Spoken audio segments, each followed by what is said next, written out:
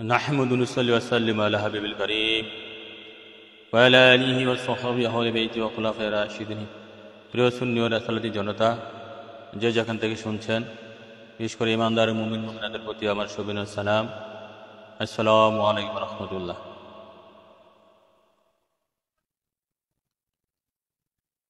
আজকে আমাদের সংক্ষিপ্ত আলোচনার বিষয়বস্তু হচ্ছে যে এশকিমান দরবার শরীফ থেকে প্রকাশিত কিতাবের নাম হচ্ছে সাইয়েদনা মুহাম্মদ রাসূলুল্লাহ সাল্লাল্লাহু আলাইহি সাল্লামের প্রেমে মূল প্রেমে কুল, প্রেম ছাড়া সব ভুল। এই কিতাবের উপরে আমরা 30-35টি লাইভ করেছি আল্লাহ রাসূলের দয়া। এখন কিতাবের প্রায় শেষাংশে 185 পৃষ্ঠা থেকে আজকে শুরু করব দ্বাদশ অধ্যায়। তবে আজকের যে শিরোনাম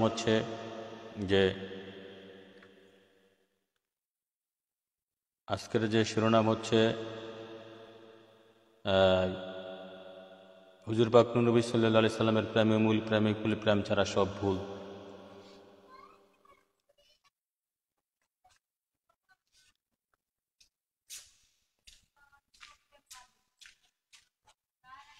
নূরে মোবাইলটা মার মোবাইলটা দে তো।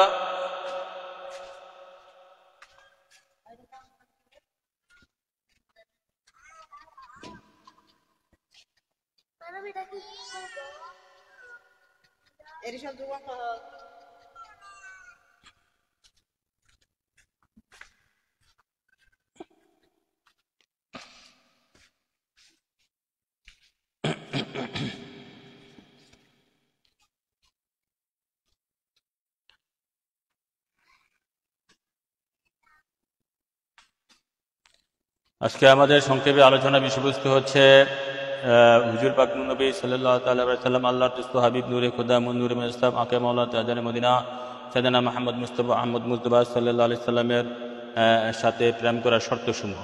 আমরা যে আসলে বলি প্রেমে মূল প্রেমে কুল, প্রেম ছাড়া সব ভুল। নবী পাক সাল্লাল্লাহু আলাইহি সাল্লামের সাথে প্রেম করার শর্তসমূহ নিয়ে আলোচনা করব। যে প্রায় এই কিতাবের মধ্যে আমরা 14-15টা শর্ত দিয়েছি। আমরা যে কিতাব থেকে আলোচনা করছি, আমার হুজুর পাক নবী সাল্লাল্লাহু আলাইহি সাল্লামের প্রেমে মূল প্রেমে কুল, প্রেম ছাড়া সব ভুল, সেই কিতাবের মধ্যে প্রায় 15-20টা 14টা শর্ত আছে। আমরা ধীরে ধীরে শর্তগুলো আলোচনা করার চেষ্টা করব আল্লাহ রাসূলের দয়া। হুজুর পাক নবী সাল্লাল্লাহু আলাইহি সাল্লামের সাথে যে নবী প্রেমের শর্তসমূহ, শুধু মুখে মুখে নবী প্রেম বললে হবে না। নবী প্রেমের কিছু শর্ত আছে, সেই শর্ত বৈশিষ্ট্যগুলা জাহেরি বাতিনি কিছু শর্ত আছে। সেই শর্তগুলা যাদের মধ্যে থাকবে, সেই শর্তগুলা যাদের মধ্যে থাকবে তারাই নবী প্রেমের প্রেমিক দাবি করতে পারবে। এবং দাবি করার সাথে সাথে বাতিনে অবশ্যই রাসূলুল্লাহ সাল্লাল্লাহু আলাইহি সাল্লামের কাছ থেকে সার্টিফিকেট পেতে হবে। বাতিনে অবশ্যই সার্টিফিকেট পেতে হবে। তো আমরা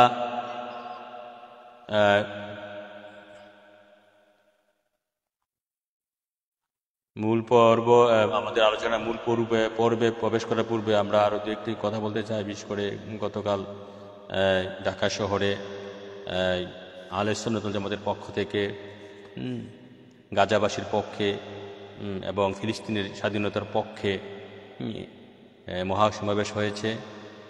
এবং ভারতে যে মুসলমানদের উপর নির্যাতন হচ্ছে সেটার বিরোধিতা করে, এবং বিশ্বের অন্যান্য জায়গায়, কাশ্মীর, অন্যান্য জায়গায় যে মায়ানমার মুসলমানদের উপর নির্যাতন করছে, সেই বিষয়ের উপরে আহলে সুন্নাত ওয়াল জামাত এবং বাংলাদেশের তরিকতের যত পীর মাশায়েখ আছেন, আলেম ওলামা আছেন, তারা সকলেই গতকাল 26 এপ্রিল মহাসমাবেশে ডাক দিয়েছে, শান্তিপূর্ণ মহাসমাবেশ। দুঃখের বিষয়, বাংলাদেশ সরকার বর্তমানে যিনি ক্ষমতায় গদিতে আছেন, যে উপদেষ্টা পরিষদ, তো তারা গড়িমসি করে সেই সমাবেশকে বানচাল করার চেষ্টা করেছে। সেটা অবশ্যই দুঃখজনক, লজ্জাজনক। কেননা তারা বৈষম্য বিরোধী ছাত্র আন্দোলনের উপর ভিত্তি করে তারা ক্ষমতায় আছে। তো এখন প্রথমত আহলে সুন্নাত ওয়াল জামাতের পক্ষ থেকে সেই সমাবেশ ঢাকা ইউনিভার্সিটির পাশে এবং হাইকোর্টের পিছনেই যে সোহরাওয়ার্দী উদ্যান, সেখানেই সমাবেশ আয়োজন করার কথা ছিল। প্রশাসনের গড়িমসি এবং প্রশাসনকে আরও অনেক উস্কে দিয়েছে, এবং প্রশাসনের অজ্ঞতা, নির্বুদ্ধিতার কারণে সেখানে থেকে তারা ঢাকা শহরের সায়দাবাদের কাছে গোলাপবাগে তারা স্থানান্তর করেছে। গোলাপবাগ থেকে কেটে আবার করে প্রেস ক্লাবে স্থানান্তর করেছে গতকাল রাতে 12টা না 2টার দিকে। এই ধরনের যে গড়িমসি, এই যে বৈষম্য বিরোধী ছাত্র আন্দোলনের উপরে নির্ভর করে যারা ক্ষমতা আসলো, তারা যে আহলে সুন্নাত ওয়াল জামাতের সমাবেশে, যারা শান্তিপূর্ণ সমাবেশ, সারা বিশ্বের মুসলিম মুসলমানদের পক্ষে সমাবেশ করার জন্য যারা সমাবেশ করছি আমরা, আমাদের এই ইয়ার মধ্যে বাধা দেওয়া বা সমাবেশ করতে না দেওয়া, গড়িমসি করা, স্থান না দেওয়া, জায়গা না দেওয়া, যে এটা যে কত বড় বৈষম্য হয়েছে। যদিও তারা বৈষম্য বিরোধী ছাত্র রাজনীতির, ছাত্র আন্দোলনের উপর নির্ভর করেই তারা ক্ষমতা এসেছে, এবং তারা আবার এই শুরু করেছে জনগণের সাথে বৈষম্য। কত বড় বৈষম্য হচ্ছে সেটা অবশ্য দুঃখজনক। সেটা অনেক আলোচক, অনেক আমাদের পীর মাশায়েখ, আলেম ওলামা বলেছে। সেটা যদি বাংলাদেশ সরকারের কানে যাতে যায়, ভবিষ্যতে যাতে এই ধরনের আচার ব্যবহার আমাদের সাথে না করে। মোটামুটি আমাদের প্রোগ্রাম সফল হয়েছে, লক্ষ লক্ষ জনতা উপস্থিত হয়েছে সেখানে। ফিলিস্তিনের স্বাধীনতার পক্ষে, ফিলিস্তিনি মাজলুমের পক্ষে, দখলদারি ইসরায়েলের বিপক্ষে অনেক কথা আলোচনা হয়েছে। বাংলাদেশ সরকারকে অনুরোধ করেছে বাংলাদেশ সরকার যেন জাতিসংঘের কাছে চিঠি পাঠায়, সেই মেসাকার, গাজার মধ্যে, রাফার মধ্যে দখলদার বর্বর ইসরায়েল বাহিনী যাতে মেসাকার গণহত্যা না করে, শিশু হত্যা না করে, নারী হত্যা না করে, সে ব্যাপারে জাতিসংঘের কাছে চিঠি পাঠিয়ে বাংলাদেশের পক্ষ থেকে প্রতিবাদ করার জন্য বাংলাদেশ সরকারকে অনেক আবেদন জানিয়েছে। বৈষম্য বিরোধী যারা নেতা ছিলেন, আমাদের আলোচক ছিলেন। তো সেটা আমাদের বাংলাদেশে প্রায় 50-60 বছর পরে সুন্নি জামাতের যে সংগঠন, সুন্নি জামাতের পীর মাশায়েখ, আলেম ওলামারা যে সংগৃহীত হইতে পেরেছে এবং এক ডাকে সাড়া দিয়েছে, সেটাই আমাদের সার্থক। আল্লাহ রাসূল যেন পরবর্তীতেভাবে আরও অনেক বড় বড় সমাবেশ করতে পারে, তাহলে সুন্নি জামাত সামাজিকভাবে, রাজনৈতিকভাবে, অর্থনৈতিকভাবে আরও শক্তিশালী হবে। তরিকত প্রচার প্রসারে, সুফিজম প্রচার প্রসারে, এবং আল্লাহ রাসূলের নবীজির সম্মান প্রচার প্রসারে আমাদের আরও সুবিধা হবে। আল্লাহ রাসূল যেন আমাদেরকে সামনে এগিয়ে চলার, এগিয়ে চলতে সাহায্য সুবিধা করে, সেটা অবশ্য ভূমিকা। আল্লাহ রাসূল যেন আমাদেরকে সকলে মিলেমিশে, মসলক, দরবার যার যার, দরবার যার যার, দরবার যার যার, সুন্নিয়ত সবার, আমার নবীজি সবার। সুন্নিয়তের মধ্যে থেকেই যারা হুব্বে রসুলে বিশ্বাসী, আমি অদমুখের বান্দে রসুল, বিবাদে দ্বন্দ্বে না গিয়ে যারা হুব্বে রসুলের নবীর প্রেমে বিশ্বাসী, যারা ইয়া রাসূলুল্লাহ বলে চোখের পানি ফেলতে পারে, ইয়া রাসূলুল্লাহ বলে নবীকে ডাকতে মায়া মহব্বত করে ভালোবাসে, তাদের সাথে দ্বন্দ্ব না করে ভালো। দ্বন্দ্ব থাকবেই, স্বাভাবিক দ্বন্দ্ব থাকবে না যে মানুষ, দ্বন্দ্ব নাই শুধু ফেরেশতাদের মধ্যে। আল্লাহ অসংখ্য কোটি কোটি ফেরেশতা বানিয়ে রাখছে, ট্রিলিয়ন, সবচেয়ে বেশি সংখ্যার দিক দিয়ে ফেরেশতা বানিয়ে রাখছে, এদের মধ্যে কোনো দ্বন্দ্ব। কিন্তু আমাদেরকে যেন ভালো মন্দ দিয়ে বানাইছে, নফসে আম্মারা, নফসে লাউম্মা, নফসে মুতমাইন্না, আমাদেরকে ফেরেশতায়াত শক্তিও দিয়েছে, শয়তানিয়াতের শক্তিও দিয়েছে। তাই দ্বন্দ্ব থাকাটাই স্বাভাবিক। তো দ্বন্দ্ব থাকলেও আমরা ওরকমভাবে নাম ধরে কারো সমালোচনা দরকার নাই। বিশেষ করে যারা আমরা তরিকতপন্থী আছি, আহলে সুন্নাত ওয়াল জামাতের বিশ্বাসী, নবীর হুব্বে রসুলে বিশ্বাসী, পীর মাশাকে বিশ্বাসী, বেলায়েতে বিশ্বাসী, হুব্বে রসুল, হুব্বে আউলিয়াতে যারা বিশ্বাসী, তাদের সাথে দ্বন্দ্ব না যাওয়াটাই ভালো। তারা মিল মহব্বতে থাকলে একটা ইউনাইটেডভাবে, একটা ইউনিটি হবে, একটা ইউনাইটেডলি আমরা এই তরিকত প্রচার প্রসার করতে পারবো। অন্যথায় দেখেন আমাদের মাজারগুলোকে যেভাবে আক্রমণ করছে বাতিলপন্থীরা। যদি আমরা এই যে গতকালের সমাবেশের ফলে সুন্নি জামাত কিছু না কিছু শক্তি দেখাতে পেরেছে আল্লাহ রাসূলের ইচ্ছা।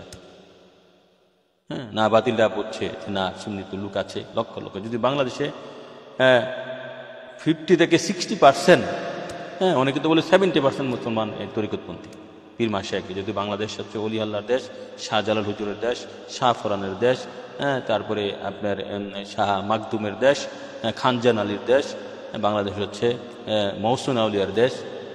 তো বাংলাদেশে তরিকত থাকবে না, বাংলাদেশের তরিকতের শক্তি থাকবে না, তো এটা তো অকল্পনীয়। বাংলাদেশে তরিকত থাকবে না, এটা তো অকল্পনীয়।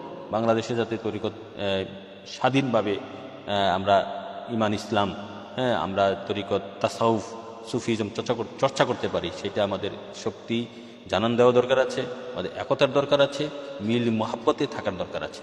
যদিও আমরা সুন্নি জামাত একটা শান্তিপ্রিয় সংগঠন সুন্নি জামাত শান্তিপ্রিয় সংগঠনের মধ্যে নবী দলের নাম হচ্ছে সুন্নি জামাত, আহলে সুন্নাত ওয়াল জামাত, শান্তিপ্রিয়। আমরা কখনো অগ্নিসংযোগে বিশ্বাস করি না, আমরা কখনো মারামারি কাটাকাটিতে বিশ্বাস করি না, আমরা কখনো মানুষের অত্যাচারে বিশ্বাস করি না। আমরা সবসময় আমরা মাজলুমের পক্ষে, আমরা নিজেরও মাজলুম, নিজেরও ভুক্তভোগী।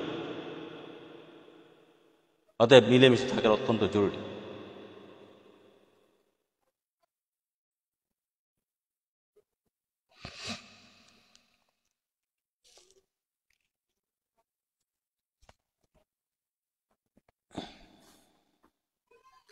যা হোক, যারা লাইভে জয়েন হয়েছেন তারা শেয়ার করে দেন এবং কমেন্ট করে দেন, যাতে বেশি লোকের কাছে পৌঁছে যায় আল্লাহ রাসূলের দয়া। এখন আমরা আলোচনা করব যে নবী প্রেমের শর্তসমূহ। নবী প্রেমের শর্তসমূহ এ বিষয়ে আমরা প্রায়, নবী প্রেমের প্রথম শর্ত হচ্ছে জান ও মালের চেয়ে বেশি ভালোবাসা। নবী প্রেমের প্রথম শর্ত হচ্ছে রাসূলুল্লাহকে জান ও মালের চেয়ে বেশি ভালোবাসা, হুব্বে রাসূল যেটাকে বলা হয়। এ বিষয়ে আমরা কোরআনুল কারিমে হাদিস শরীফ থেকে অনেক আলোচনা করেছি। তারপরে আমরা উক্ত অনুচ্ছেদে একটি দলিল দিতে চাই। হযরত আনাস রাদিয়াল্লাহু আনহু থেকে বর্ণিত, সাইয়েদনা মুহাম্মদ মুস্তাফা সাল্লাল্লাহু আলাইহি ওয়াসাল্লাম ইরশাদ করেছেন, লা ইউমিনু আহাদুকুম হাত্তা আকুনা আহবা ইলাহি মিন ওয়ালিদিহি ওয়া ওয়ালাদিহি ওয়ান নাস আজমাইন, ওয়ান নাস আজমাইন। মানে এটা আমরা বুখারী মুসলিমের মিশকাত শরীফের হাদিস, সহিহ হাদিস, এবং অন্যতম ইসলামের ভিত্তি হচ্ছে প্রেম ভালোবাসার উপরে। এই যে আমরা ওদের সাথে 72 দলের সাথে ফারাকটা হচ্ছে প্রেম ভালোবাসা। ইসলামের মাঝে যে 72 দল আছে, 73 দল টোটাল, আমরা একদল সুন্নি জামাত সহ 72 দল। সেই 72 দলের সাথে ফারাক হচ্ছে প্রেম ভালোবাসা নিয়ে। যারা নবী নিয়ে চর্চা করবে, নবীকে নিয়ে গবেষণা করবে, নবী নিয়ে ধ্যান করবে, নবী প্রেম ভালোবাসা অন্তরে থাকবে, সত্যিকার ইমানদার, তারা কখনো উগ্র হইতে পারে না, তারা কখনো জালিম হইতে পারে না, তারা কখনো মানুষের ক্ষতি করতে পারে না, তারা নিজেরা ক্ষতিগ্রস্ত হয়, এটা মনে রাখতে হবে। তারা কখনো মানুষের ক্ষতি করতে পারে না, তারা নিজেরা ক্ষতিগ্রস্ত হয়। সুন্নি জামাতেও দেখেন, সুন্নি জামাত বাংলাদেশে আমলিগের আমলে ক্ষতিগ্রস্ত হয়েছে। আমলিক ফ্যাসিস্ট সরকার ব্যবহার করেছে সুন্নি জামাতকে, পুরাপুরি না, কিছু কিছু লোকদেরকে ব্যবহার করেছে। সুন্নি জামাত রাজনৈতিকভাবে আরও সাংগঠনিক হওয়া দরকার, রাজনৈতিকভাবে শক্তিশালী। রাজনীতি বলতে আমরা নবীর রাজনীতি করি, আমরা কোনো আমলিক বলেন, বিএনপি, কারোর দলালি কোনো প্রয়োজন নেই। আমরা একমাত্র নবীর সেনা, নবীর রাজনীতি করব, নবীর গোলাম, নবীর সাচ্চা গোলাম, নবীর প্রেমিক, নবীর বান্দা, আমরা নবীর রাজনীতি করব, অন্য কোনো রাজনীতি দরকার নাই। তবে আমরা স্বাধীন থাকতে চাই, কারোর দলালি দরকার নেই, কারোর আন্ডারে যাওয়া দরকার নেই। আমরা আমাদের তরিকত নিয়ে প্রচার প্রসারেই, তবে ভোট নিতে আসলে আমরা যারা আমাদের ফেভারে কাজ করবে তাদেরকে ভোট দেবেন। আমার ফেভারে বলতে যারা আমাদের সুন্নিয়ত প্রচার প্রসারে কাজ করবে তাদেরকে ভোট দেবেন। আবার যদি বলেন যে সাংগঠনিকভাবে, তারপরে সংসদ নির্বাচনে প্রতিদ্বন্দ্বী করার জন্য সে ব্যাপারে যাইতে পারে, কোনো সমস্যা নেই। তবে সেখানে গিয়ে সত্য থাকা, সত্য প্রচার করা, সত্য পথে চলা, ন্যায় পথে চলা, সেইভাবে চলা অত্যন্ত কঠিন কাজ। কেননা আপনি দেখেন, একটা পরিবারে সামলাতে পারেন না। এখন তো সত্য রাজনীতি কেন নাই? এই যে দেখেন তারা কিভাবে তারা তো আমাদের লোকে সব বৈষম্য করছে। এই যে জামাত বলেন, কৌমি বলেন, তারপরে হেফাজতি বলেন, আলে হাদিস, তারা এগুলো তো যে কোনো সময় রং পাল্টাইতে পারে। এগুলো তো মুনাফিক, যে কোনো সময় যে কোনোভাবে রং পরিবর্তন করতে পারে। এই জন্য তো তারা সামনে, কারণ তার রং পরিবর্তন করতে পারে না। সত্য আন্না হাজা সিরাতুল মুস্তাকিমান, এটা হচ্ছে সিরাতুল মুস্তাকিম, কোরআনে আসছে। সিরাতুল মুস্তাকিমে যারা আছে তাদের রং একটা, তাদের দল একটা, তাদের জবান একটা, তাদের ইমান একটা, তাদের নবী একটা, তাদের ভালোবাসা আল্লাহ নবীকে নিয়ে।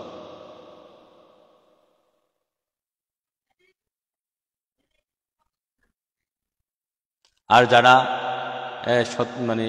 সহি শুদ্ধ পথে আসতে পারে নাই, সুন্নি জামাতে আসতে পারে নাই, নবীর প্রেমে নবীর ইশকের মধ্যে আসতে পারে নাই, তাদের হাজার রং মুনাফিক মুসলমান মুনাফিক, যার জন্য হাবিয়াত যুগ ঠিক। তারা যে কোনো সময় যে কোনো রং ধরতে পারে, যে কোনো অভিনয় করতে পারে।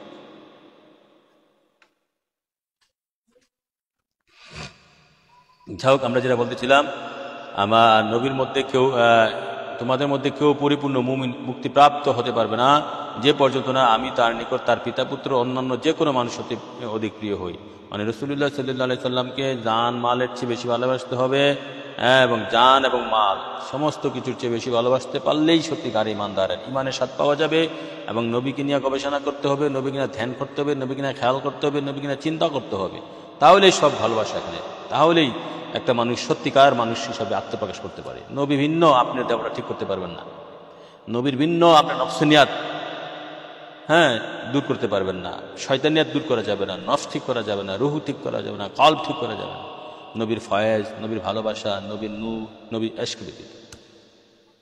এইটাই হচ্ছে মূল তাসাউফের মূল জিনিস। আর এটা ভারতীয় দলেরা এটা বিশ্বাস করে না।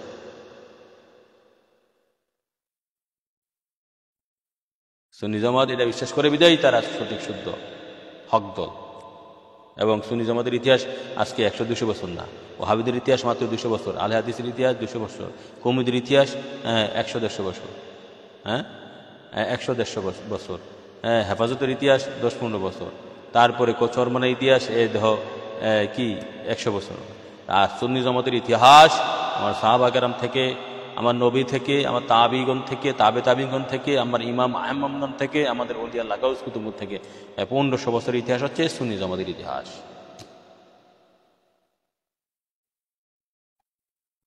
এটা বুঝতে হবে।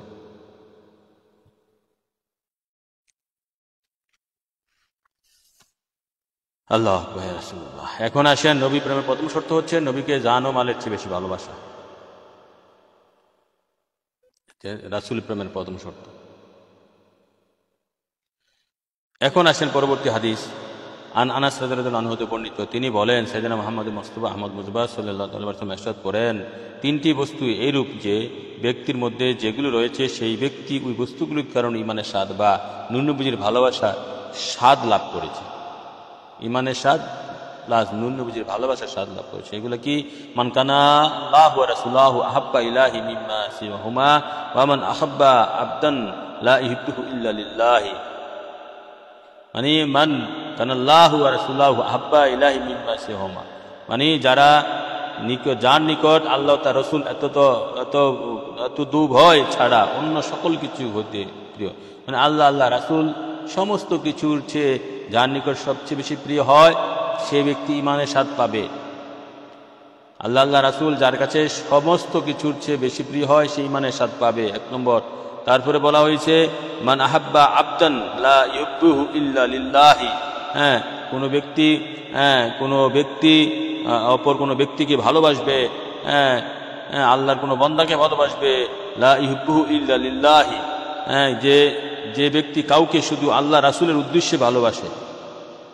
আপনি কাউকে ভালোবাসবেন শুধু আল্লাহ রাসূলের উদ্দেশ্যে ভালোবাসতে হবে, তাহলে ইমানের স্বাদ পাবেন। 2 নম্বর। 1 নম্বর হচ্ছে যে ব্যক্তি আল্লাহ রাসূলকে সবচেয়ে বেশি ভালোবাসবে সে ব্যক্তি ইমানের স্বাদ পাবে, 1 নম্বর। 2 নম্বরে যে ব্যক্তি কোনো মানুষকে ভালোবাসবে শুধু আল্লাহ রাসূলের কারণে মানুষকে ভালোবাসবে সেই ইমানের স্বাদ পাবে, 2 নম্বরে। 3 নম্বর হচ্ছে যে ব্যক্তি মান ইয়াকরাহু ইয়াউদাহ ফি কুফরি বাদা আন কাযাহুল্লাহু মিনহু কামা ইয়াকরাহু ওয়া ইয়ালকা ফিন নার। এটা হচ্ছে যে ব্যক্তি আল্লাহ পাক নবীজির বিরোধিতা বা কুফরি হতে মুক্ত করার পর, যে ব্যক্তিকে আল্লাহ পাক নূর নবীজির বিরোধিতা বা কুফরি হতে মুক্ত করার পর পুনরায় নূর নবীজির বিরোধিতাতে প্রত্যাবর্তন করাকে অপছন্দ করে, যেমন সে আগুনে নিক্ষেপ করাকে অপছন্দ করে। মানে কোনো ব্যক্তিকে আল্লাহ পাক কুফর থেকে টেনে নিয়ে আসে, নবীর দুশ্মনী থেকে, নবীর বিরোধিতা থেকে টেনে নিয়ে আসে, যখন নবীর প্রেমিক বানাইলো, ইমান দান করলো, ইমান দান করার পর সে যদি আবার কুফরের দিকে চলে যায়, নবীর বিরোধিতার দিকে চলে যায়, তখন নবীর বিরোধিতাকে এমনভাবে অপছন্দ করতে হবে যেমন আগুনে নিক্ষেপ করা আমি অপছন্দ করি। কুফরিকে এমনভাবে, কুফরি হচ্ছে কি? নবীর দুশ্মনী করা, নবীর বিরোধিতা করা।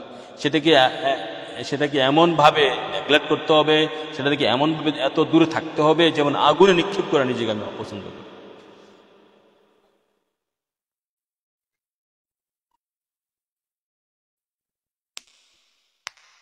এই হাদিসটা এসেছে বুখারী শরীফ, মুসলিম শরীফ, মিশকাত শরীফ, 1 খণ্ড, পৃষ্ঠা 40-41, হাদিস নং 7। এই তো হচ্ছে নবী প্রেমের প্রথম শর্ত হচ্ছে নবীকে জান ও মালের চেয়ে বেশি ভালোবাসা, নবীর ইজ্জত সম্মান রক্ষা করা।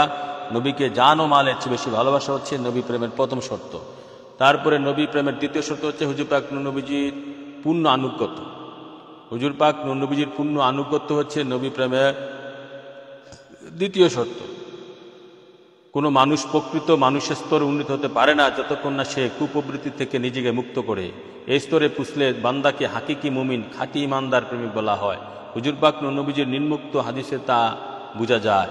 লা ইউমিনু আহাদুকুম হাত্তা ইয়াকুনা হাওয়াহু তাবাল্লিমা জিতু বিহি, অর্থাৎ তোমাদের কেউ প্রকৃত মুমিন বা প্রেমিক হতে পারবে না যতক্ষণ না তার প্রবৃত্তি, কামলোভ, হিংসা, আমিত্ব ইত্যাদি আমার আনিত মানে নবীজি যা নিয়ে এসেছে বিষয়ের অনুগত ও অনুসারী। নবীজি যা নিয়ে এসেছে বিশেষ করে নবীজির সুন্নত, সেগুলাকে কাম, লোভ, মোহ, হিংসা, আমিত্ব, অহংকারের চেয়ে বেশি আঁকড়ে ধরতে হবে। কাম, লোভ, মোহ, অহংকার, আমিত্ব, ঘৃণা, লোভ, মিথ্যা, হারাম এগুলাতে না গিয়ে নবীজির সুন্নতের দিকে ধাবিত হতে হবে। নবীজি নিয়ে আসছে, নবী কি নিয়ে আসছে? তিনি কি কোরআন এবং হাদিস শরীফ নিয়ে আসছেন। এই কোরআন হাদিস থেকে গবেষণা করে যে সুন্নতগুলা আমরা পালন করি, আমরা মানি, সেগুলোকে আঁকড়িয়ে ধরতে হবে। তাহলেই নবীর আনুগত্য হয়ে যাবে।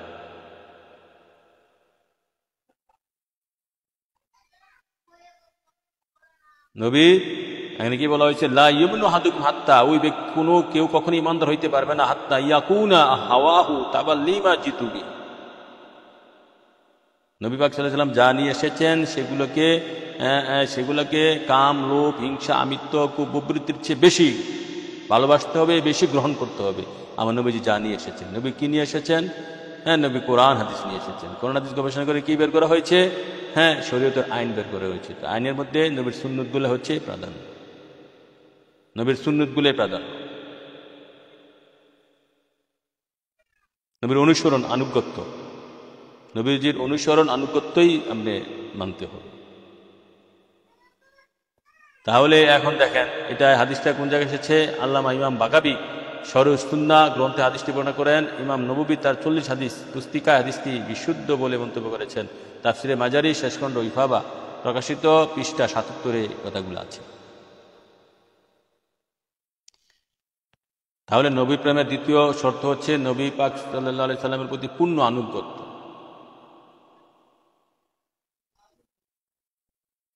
ইমাম কাজী আয়াজ বলেন, হুজুর পাক নবীজির প্রতি প্রকৃত ভালোবাসার নিদর্শন বলির অন্যতম নিদর্শন হলো হুজুর পাকের অকৃত্রিম আনুগত্য করা, হুজুর পাকের তরিকা অনুযায়ী আমল করা, হুজুর পাকের প্রতিটি বাণী ও কর্মে অনুসরণ করা, হুজুর পাককে সব বিষয়ে আদেশ করেছেন, হুজুর পাক যেসব বিষয় আদেশ করেছেন সেগুলো যথাযথ পালন করা এবং যেগুলো নিষেধ করেছেন সেগুলো বর্জন করা, সুখ স্বাচ্ছন্দ্য, দুঃখ বেদনার জীবনের যে কোনো অবস্থায় হুজুর পাক নবীজির আমলের নিগড়ে নিজের চরিত্রকে রূপদান করা।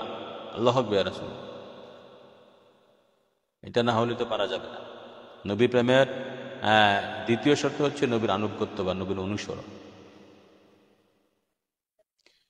নবী প্রেমের দ্বিতীয় শর্ত হচ্ছে নবীর আনুগত্য বা নবীজির অনুসরণ।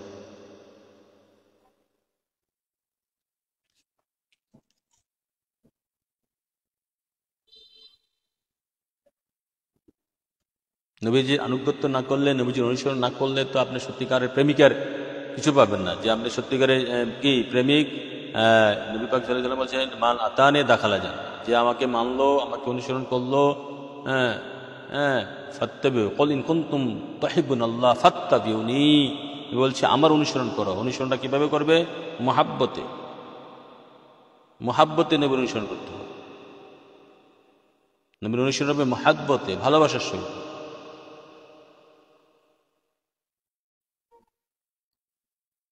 অতএব অনুসরণ মহাব্বতের সহিত অনুসরণ করতে হবে।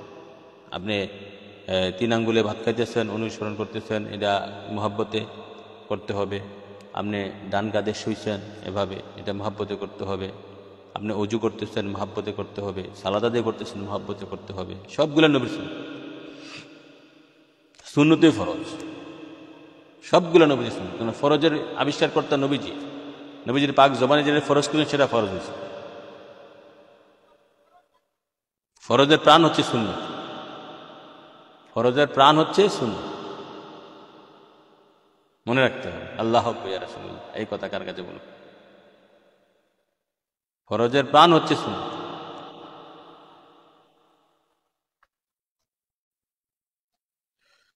তাহলে নবীর সুন্নতকে দৃঢ়তার সহিত আঁকড়ে ধরতে হবে। যেমন নবীজির সুন্নত কিন্তু এটা না আপনার যার সাথে মতের মিল নাই, যেমন এই যে আমাদের গতকালের প্রোগ্রামে জামাতিরা, কৌমিরা, হেফাজতিরা যা করেছে তাদের লাগে আমাদের আকিদের মিল নাই, মতের মিল। এর মানে এই নয় সে আমার বিরুদ্ধে মিথ্যা তহমত দিবে, আমার বিরুদ্ধে মিথ্যা অপবাদ দিবে, সেটা তো কখন হইতে পারে। অথবা আমরা সুন্নি নবীর গোলাম যারা আছি আমাদের সাথে তাদের আকিদায় মিল না থাকলে একটা সে আমার দুশ্মনে হক না কেন, একজন ইহুদি, নাসারা, খ্রিস্টান, চাকমা, হিন্দু, বৌদ্ধ, প্রাগতা যেই হক না কেন, সে আমার দুশ্মন হইলেও তার বিরুদ্ধে মিথ্যা সাক্ষ্য দিতে পারে। আর মিথ্যা হচ্ছে সমস্ত পাপের মা। আল কিযবু উম্মি জামি, আল কিযবু উম্মি কুল্লি জামি, সমস্ত পাপের মা হচ্ছে মিথ্যা। হাদিস শরীফে এসেছে। তো এই মিথ্যা তহমত দেয় তারা। গতকাল কি মিথ্যা তহমত দিল যে এক সপ্তাহ ধরে প্রচার করতেছে নাকি এটা আওয়ামী লীগের, ফেসিস্ট আওয়ামী লীগের নাকি সংগঠন। সুন্নিরা মনে হয় আওয়ামী লীগের বিরুদ্ধে কি আন্দোলন করে নাই, তারা একাই করছে।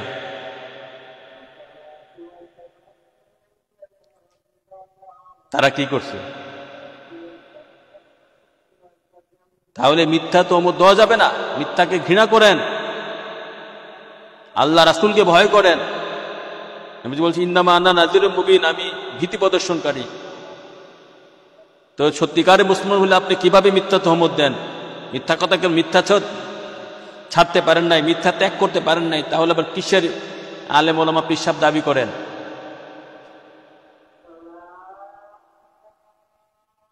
যে কেউ কোনো মুসলমান আরেক মুসলমানের বিরুদ্ধে মিথ্যা তহমত দিতে পারে না। শুধু মুসলমান কেন, আরব ইহুদি, খ্রিস্টান, নাসারা বিরোধী হইলেও এবং শয়তান হইলেও তার বিরুদ্ধে মিথ্যা তহমত আপনি দিতে পারবেন না, মিথ্যা অভিযোগ দিতে পারবেন না। আপনি সাচ্চা মুসলমান, আপনি জবান কি করেছেন? জবান ঠিক করেছেন কিনা? আমার নবীর সুন্নত অনুযায়ী জবান ঠিক করেছেন কিনা?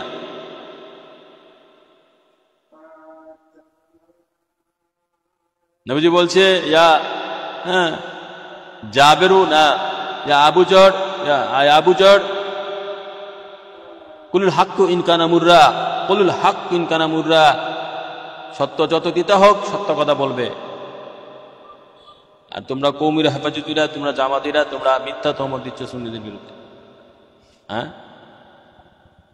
প্রতি জায়গায়। তাহলে কি দাঁড়ালো? তাহলে যে যদি একটা মিথ্যা তহমত দেয় একজন মুসলমানের বিরুদ্ধে, তারা তো মুসলমান দাবি করে নিজেদেরকে। এখন কথা হচ্ছে আমি মিথ্যা, আপনার আচার ব্যবহারের তো আপনি মুসলমানিত্বের পরিচয়। আপনি যখন এই মুখ দিয়ে মিথ্যা বলেন, মিথ্যা তহমত দেন, তাহলে তো এখানে আর মুসলমানিত্ব থাকে না। সমস্ত পাপের মা মিথ্যা।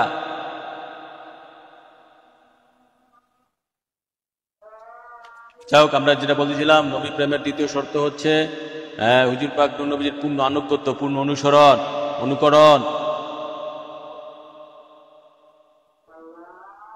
নবী প্রেমের দ্বিতীয় শর্ত হচ্ছে হুজুর পাক নবীজির পূর্ণ আনুগত্য, পূর্ণ অনুকরণ। 3 নম্বরে নবী প্রেমের তৃতীয় শর্ত হুজুর পাক নবীজির আদেশ মান্যকরণ। নবী প্রেমের তৃতীয় শর্ত হচ্ছে হুজুর পাক নবীজির আদেশ মান্যকরণ।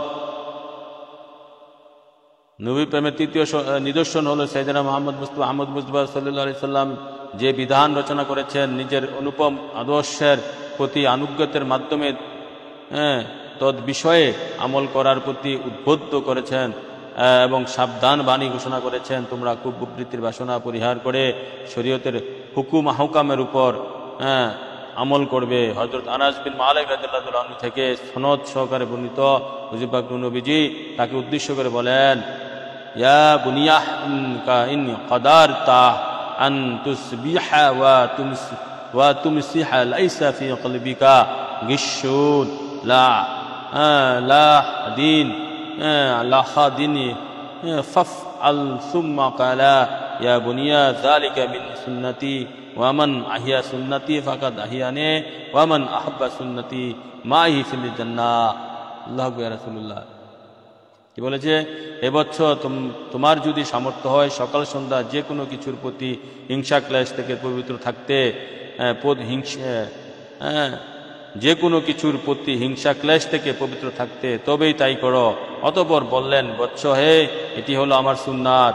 নবীজি বলছেন হিংসা না করা হচ্ছে নবীর সুন্নত, গীবত না করা নবীর সুন্নত, মিথ্যা না বলা নবীর সুন্নত, ঘুষ না খাওয়া নবীর সুন্নত, গীবত না করা নবীর সুন্নত, মিথ্যা তহমত না দেওয়া নবীর সুন্নত।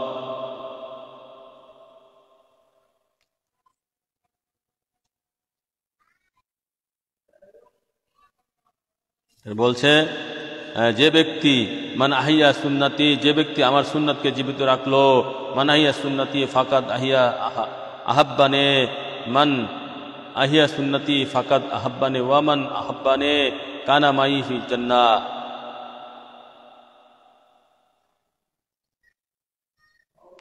যে ব্যক্তি আমার সুন্নতকে জীবিত রাখলো সে আমাকে ভালোবাসলো, আর যে ব্যক্তি আমাকে ভালোবাসলো সে বেহেশতে আমার সঙ্গে থাকবে। তিরমিজি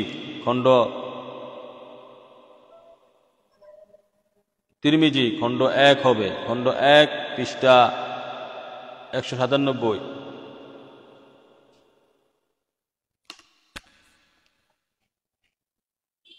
তাহলে হুজুর পাক নবীজির আদেশ মান্যকরণ করতে হবে, 3 নম্বর নবী প্রেমের 3 নম্বর শর্ত। অতএব যার মাঝে এই বৈশিষ্ট্য রয়েছে সেই আল্লাহ রাসূলের ভালোবাসার দাবিদার সত্য। তবে কেউ যদি কিছু বিষয় এড়িয়ে চলে তাহলে অবশ্যই তার ভালোবাসা অসম্পূর্ণ। যা ঘাটতি তার ভালোবাসায় থাকবে, ততটুকু কমতি আমলও থাকবে। তা সত্ত্বেও অবশ্যই তার নাম প্রেমিকদের দপ্তর থেকে বাদ যাবে না। এই কারণে যে প্রেম হচ্ছে ইমানের মূল শিখর, আর সৎকর্ম এবং আনুগত্য হচ্ছে সেই বৃক্ষের শাখা প্রশাখা। এই সত্যতাই একটি ঘটনা বলা যেতে পারে। একদা মদ্যপানের কারণে এক ব্যক্তির উপর শরীয়তের দণ্ড আরোপিত হয়। নবীর আমলে মদিনা শরীফে এক সাহাবী একদা মদ্যপানের কারণে এক ব্যক্তির উপর শরীয়তের দণ্ড আরোপিত হয়। লোকেরা তার উপর অভিশাপ দিতে থাকে। এমত অবস্থায় হুজুর পাক নবীজি ওই দণ্ডপ্রাপ্ত ব্যক্তিকে অভিশাপ দেওয়া নিষেধ করতে ইরশাদ করলেন, লা তুলইনহু ফাইন্নাহু ইউহিব্বুল্লাহ ওয়া রাসূলুহু। একে তোমরা অভিশাপ দিও না, কেননা সে আল্লাহ তার রাসূলকে ভালোবাসে। আশ-শিফা দ্বিতীয় খণ্ড পৃষ্ঠা, বুখারী শরীফের হাদিস। মানে বিষয়টা হচ্ছে নবীর আদেশ মান্য করা, নবীজির অনুকরণ, নবীর আনুগত্য স্বীকার করা, সেটা হচ্ছে নবীজির প্রেমের শাখা প্রশাখা বলা যায়। এটা হচ্ছে নবীর প্রেমের শর্ত হচ্ছে 2 নম্বর বা 3 নম্বর আমরা তুলেছি। প্রথম শর্ত হচ্ছে নবীকে জান ও মালের চেয়ে বেশি ভালোবাসা। রাসূলুল্লাহকে জান ও মালের চেয়ে বেশি ভালোবাসা হচ্ছে প্রথম শর্ত। দ্বিতীয় শর্ত আমরা অনুকরণ বলেছি। তৃতীয় শর্ত আদেশ মান্যকরণ বলেছি। এখন ঘটনা হচ্ছে এই যে অনুকরণ যদি আপনি আদেশ মান্য নাও করতে পারেন, যেমন নবী পাক সাল্লাল্লাহু আলাইহি ওয়াসাল্লাম মদ হারাম করেছে, এটা মদিনা শরীফে অনেকবার 1, 2, 3 পর্যায়ে মদ হারাম হয়েছে। হারাম হওয়ার পরেও এক সাহাবী সে মদ পান করতো, আগের অভ্যাস বলতে পারতো না। তো এভাবে তাকে নবী পাক সাল্লাল্লাহু আলাইহি ওয়াসাল্লামের কাছে একাধিকবার ধরে এনেছে বিচার করার জন্য। তো নবী পাক সাল্লাল্লাহু আলাইহি ওয়াসাল্লাম তার একাধিক বিচার করার পর অবশেষে আবার সে মদ পান করেছে, আবার ধরে এনেছে। তার উপরে হুদুদ কায়েম করেছে, দণ্ড কায়েম করেছে। তো এখন অন্যান্য সাহাবারা তাকে লানত দিচ্ছে, তাকে ঘৃণা করছে। অন্যান্য সাহাবারা তাকে লানত দিচ্ছে, ঘৃণা করছে। কিন্তু তখন আমার হুজুর পাক নবী সাল্লাল্লাহু আলাইহি ওয়াসাল্লাম শুনে বললেন, হে আমার সাহাবাগণ, তোমরা তাকে লানত দিও না। কেননা নবী পাক সাল্লাল্লাহু আলাইহি ওয়াসাল্লাম তার অন্তরের খবর বলে দিয়েছেন। নবী নাকি গায়েব জানে না, এই ওয়াহাবি বাচ্চারা নবী নাকি গায়েব জানে। ওই সাহাবীর অন্তরের খবর নবীজি বলে দিয়েছেন। কি বলে দিয়েছেন? লা তুলইনু, তোমরা তাকে করো না, অভিশাপ দিও না, তোমরা তাকে লানত দিও না। ফাইন্নাহু ইউহিব্বুল্লাহি ওয়া রাসূলুহু, সে নিশ্চয়ই আল্লাহ এবং আল্লাহর রাসূলকে ভালোবাসে। তার অন্তরের খবর নবীজি বলে দিয়েছেন। আর কোন সাহাবারা তো তার অন্তরের খবর বলতে পারে নাই, পারবেও না। নবী পাক সাল্লাল্লাহু আলাইহি ওয়াসাল্লাম গায়েবের খবর দাতা, এটাই প্রমাণ, প্রতিটা হাদিসে প্রমাণ নবীজি গায়েবের খবর।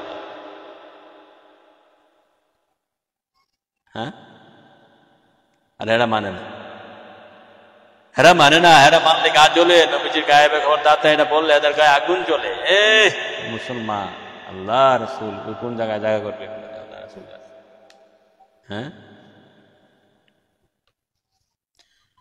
বুখারী শরীফের হাদিস শরীফের টিকাতে বুখারী শরীফের হাদিস শরীফের টিকাতে মোল্লা আলীকারী সরে মিশকাতুল মাসাবি গ্রন্থে এভাবে সিদ্ধান্ত টানেন, উক্ত হাদিস শরীফে মুসলমানদের জন্য এক মহা শুভ সংবাদ রয়েছে, আর রয়েছে আহলে সুন্নাত ওয়াল জামাতের পক্ষে মুতাজিলা ও খারিজিদের বিপরীতে প্রকৃষ্ট নিখাদ অখাদ্য দলিল। সরে মিশকাত মোল্লা আলীকারী। হাফেজ ইবনে কাসিরের ভাষায় শুনুন, ফা দাল্লা মান লা ইহিবুল্লাহু ওয়া রাসূলুহু ইউলআন। উক্ত হাদিস শরীফ দিয়ে এও প্রতিমান হয় যে যে ব্যক্তি আল্লাহ রাসূলের প্রতি ভালোবাসা রাখে না সে অভিশাপ পাওয়ার যোগ্য। এশকে রসুল ডক্টর তাহেরুল আল কাদরি পৃষ্ঠা 87-তে এই আলোচনা আছে। তাহলে দেখেন, নবী প্রেমের যে আমরা বলতেছি, নবীর সাথে প্রেম সত্যিকার নবীকে জানো মানের চেয়ে বেশি ভালোবেসে যারা নবীজির সুন্নত, নবীজির আদর্শ, নবীজির আদেশ নির্দেশ মানতে পারে তারা হচ্ছে খাঁটি প্রেমিক। 1 নম্বর কাতারে তার হচ্ছে 1 নম্বর, তার হচ্ছে 1 নম্বর। আর 2 নম্বর প্রেমিক হচ্ছে যারা নবীকে জানো মানের চেয়ে বেশি ভালোবাসছে, অন্তরে ভালোবাসছে, সাথে কি ভালোবাসা অন্তরে আছে, নবীর প্রেম আছে কালবের মধ্যে, কিন্তু নবীজির সুন্নত কিছু পালন করতে পারে না, আদেশ অমান্য করে মদ খায়, গাঁজা খায়, চকলকুড়ি করে, তারপর মিথ্যা কয়, হারামও খায়, অন্য জিনাও করে, অন্যান্য কাজে ফাসিকি ফাজিরে লিপ্ত। ঠিক আছে, যদি সে তার ঈমান ঠিক, নবীর প্রতি ভালোবাসা ঠিক, তবে সে 1 নম্বর প্রেমিক নয়, সে 2 নম্বর প্রেমিক। যেহেতু ভালোবাসা আছে কিন্তু সুন্নতের পায়রবি তার মধ্যে নাই। কথা বুঝে আসছে?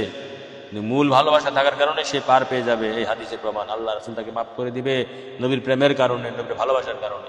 আমরা যেন এই বিষয়, এই পর্যায়ের ইমানদার মুসলমান বেশি, অত্যন্ত বর্তমান যুগে এই পর্যায়ের ইমানদার যারা ভালোবাসার সাথে সাথে যারা চরিত্র ঠিক করতে পারে নাই, সুন্নতে পায়রবি করতে পারে নাই, নবীর খাস অনুসারী অনুসরণ করতে পারে নাই, তারা 1 নম্বরের প্রেমিক নয়, 2 নম্বর প্রেমিক।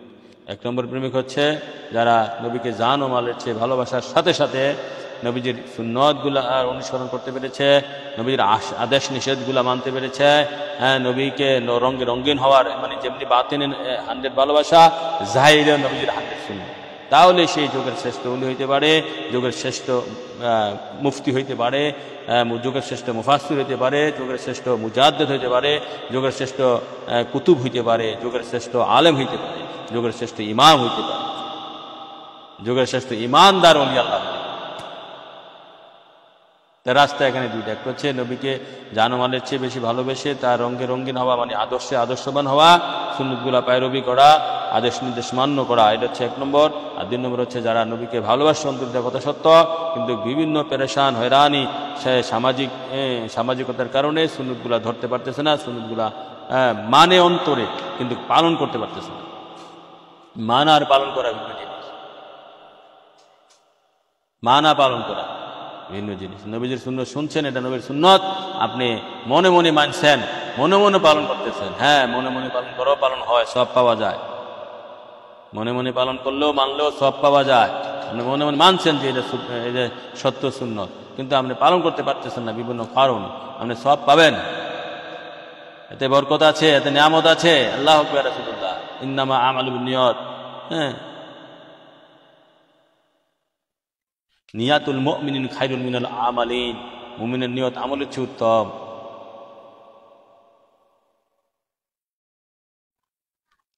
মুমিনের নিয়ত আমলের চেয়ে উত্তম।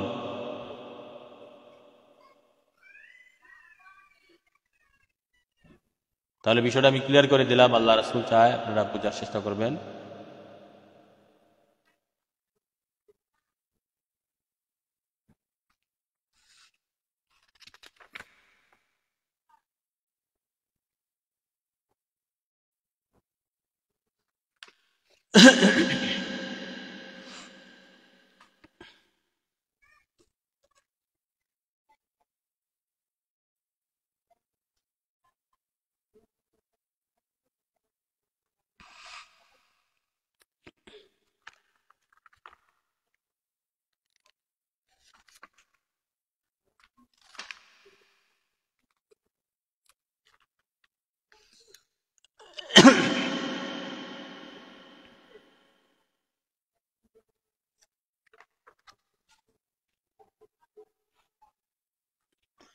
এখন আসেন নবী প্রেমের 4র্থ শর্ত। নবী প্রেমের 4র্থ শর্ত অধিক স্মরণ।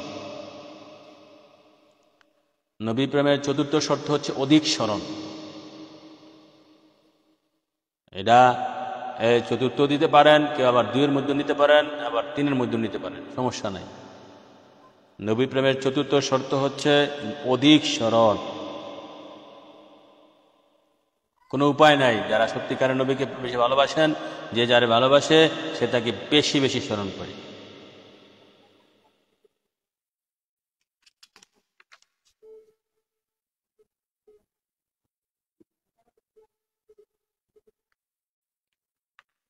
নবী প্রেমের চতুর্থ শর্ত হচ্ছে অধিক স্মরণ। সাইয়েদনা মুহাম্মদ মুস্তাফা সাল্লাল্লাহু আলাইহি সাল্লাম ফরমান, মান আহাব্বা শাইয়ান আকসারা যিকরাহু, মান আহাব্বা শাইয়ান আকসারা যিকরাহু, অর্থ যে ব্যক্তি বা বস্তুর প্রতি যার ভালোবাসা হয় সে প্রায় তার আলোচনা করে থাকে।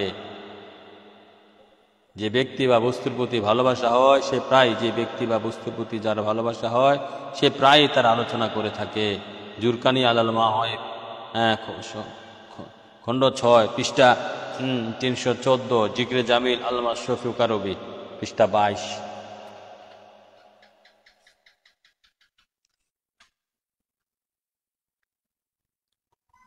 নবী প্রেমের চতুর্থ শর্ত আমরা দিয়েছি অধিক স্মরণ। অধিক স্মরণ।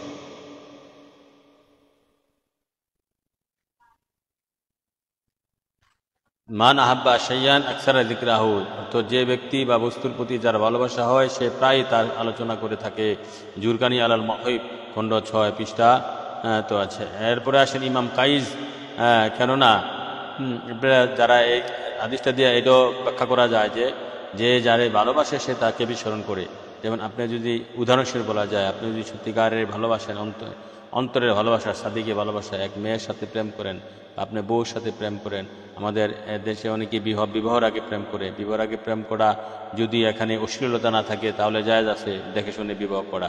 হ্যাঁ, সেখানে অশ্লীলতা না থাকে এখানে যদি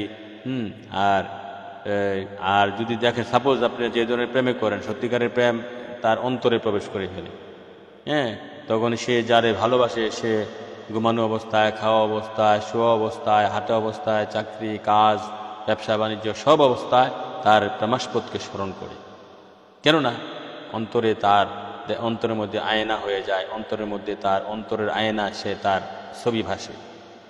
অন্তর বলতে মনের যে আয়না, এখানে তার ছবি ফিট হয়ে গেছে, আপনার প্রেমাস্পদের ছবি ফিট হয়ে গেছে, এখানে তার ছবি অঙ্কিত হয়ে গেছে, এখানে অঙ্কিত হয়ে গেছে। তার রূপ লাবণ্য এখানে অঙ্কিত হওয়ার কারণে আপনি যে কোনো অবস্থায়, যে কোনোভাবে, যে কোনো সময় তার স্মরণ ধ্যান, তার চেহারা আপনার সামনে ভাসবে, এমন হসবে আর সে আপনার সাথে বসে আছে, আপনার সাথে খাইতেছে, আপনার সাথে তার সাথে চলতেছেন, এগুলা মনে হয়। কেননা আপনার কালবের মধ্যে, কাল্ব এমন একটা জিনিস, আল্লাহর সৃষ্টি জগতে যে আশ্চর্য সৃষ্টি আছে এর মধ্যে 1 নম্বরে থাকলে রুহ এবং কাল্ব। আল্লাহর সৃষ্টি জগতের মধ্যে তো প্রথম আমরা সৃষ্টি বলি আমার হুজুর পাক নবীজি, যিনি আল্লাহর জাতি নূর দিয়ে আল্লাহ জাগে বানাইছে। হ্যাঁ, তো নবী পাক সাল্লাল্লাহু আলাইহি ওয়াসাল্লামের পরে আল্লাহ যে নবী, এরপরে যে মানুষের কাল্ব এবং রুহগুলা বানাইছে। হ্যাঁ, এখানে তো গোড়ার হাকিকতে যাইতে হয়, রুহুর হাকিকতে গেলে।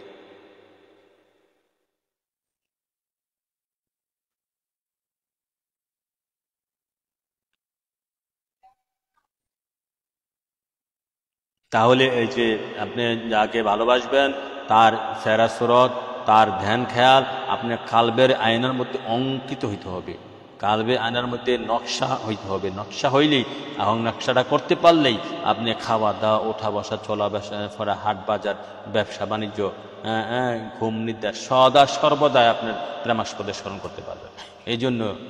এই জন্যই বলে থাকে প্রেমাস্পদের ধ্যান করে নিজের কালবকে শুদ্ধ করেন, নিজের কালবে আপনার প্রেমাস্পদের, আপনার মাসুকের, আপনার প্রেমিকার স্রোত, রূপ লাবণ্য এখানে নিয়ে আসে।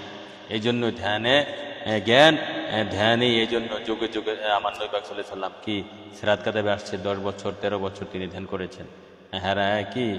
তিনি হেরা গুহায় ধ্যান করেছেন। এটা কি নবী নিজের জন্য করেছেন না উম্মতকে শিক্ষা দেওয়ার জন্য করেছেন? নবীকে ধ্যান করার দরকার আছে? আমার নবী তো আল্লাহর দরবারে সালাত আদায় করছে, এমন সালাত এমন ধ্যান করছে, এক সালাতে নবীজি দাঁড়ানো অবস্থা ছিলেন 70 বছর, রুকু অবস্থা 70 বছর, সেজদাতে গিয়া 70 বছর, সেজদাতে বসা অবস্থা আবার 70 বছর, আবার দ্বিতীয় সেজদা 70 বছর। এভাবে তিনি তো আল্লাহর ধ্যান করেছেন, জ্ঞান করেছেন, খেয়াল করেছেন, স্মরণ করেছেন। তিনি তো নূরের জগতে এমন অসীম সীমাহীন রিয়াজত করেছেন, যে জন্য বলা হয় বালাগালুল্লাহ বিকমালি কাশাফাদ্দুজা বিজামালি হাসানাতে জামিউ খিসওয়ালিহি সাল্লু আলাইহি ওয়া আলিহি। সাধনার পূর্ণতা শেষ প্রান্তে যিনি বুঝেছেন, যার অন্ধকারে দুর্বৃত হয়ে গেছে, যার আলোয় দুর্বৃত হয়ে গেছে অন্ধকার, তার এবং তার আওলাদ ওলি, তার সাহাবা কেরামের উপর সালাম সালাম সালাত সালাম দুরূদ আল্লাহু আকবার রাসূলুল্লাহ। কে বুঝলেন? কবিরা কি এভাবে লেখছে? সাধনার পূর্ণতার শেষ প্রান্তে একমাত্র আমার নবী পৌঁছেছে। আল্লাহু আকবার রাসূলুল্লাহ, আল্লাহু আকবার রাসূলুল্লাহ।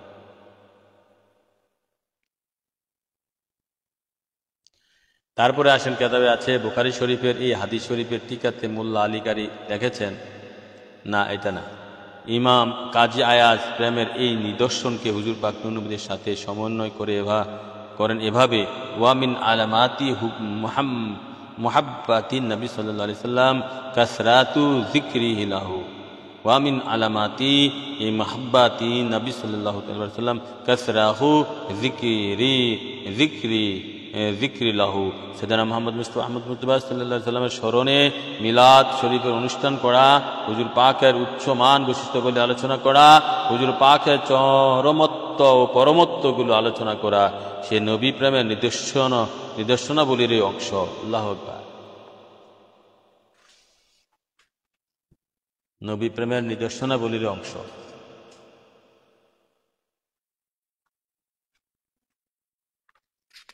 তাহলে নবী প্রেমের চতুর্থ শর্ত আমরা কি দিলাম, কি আলোচনা? অধিক স্মরণ।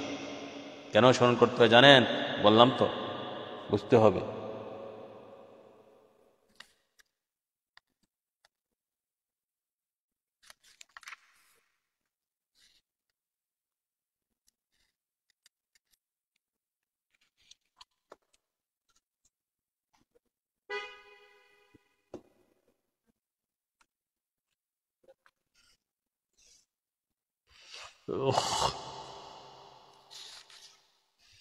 এখন আসেন আমরা নবী প্রেমের পঞ্চম শর্ত নিয়ে আলোচনা করব। নবী প্রেমের পঞ্চম শর্ত হচ্ছে নবী দর্শনের তীব্র ভাষণা।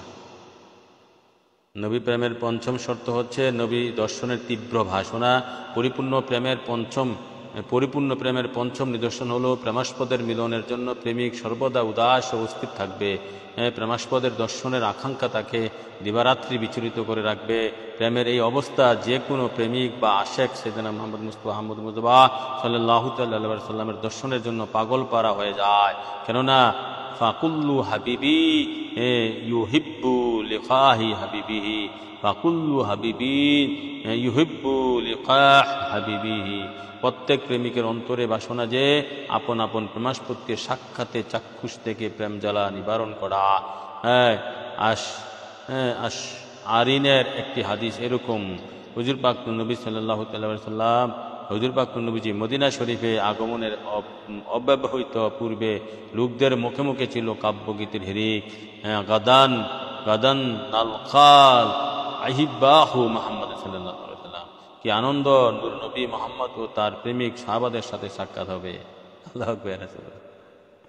গাদান আগামীকাল, গাদান নালকা আহিব্বাতা মুহাম্মাদান, মানে কি আনন্দ, নূর নবীজি মুহাম্মদ সাল্লাল্লাহু আলাইহি সাল্লাম ও তার প্রেমিক সাহাবাদের সাথে সাক্ষাৎ হবে।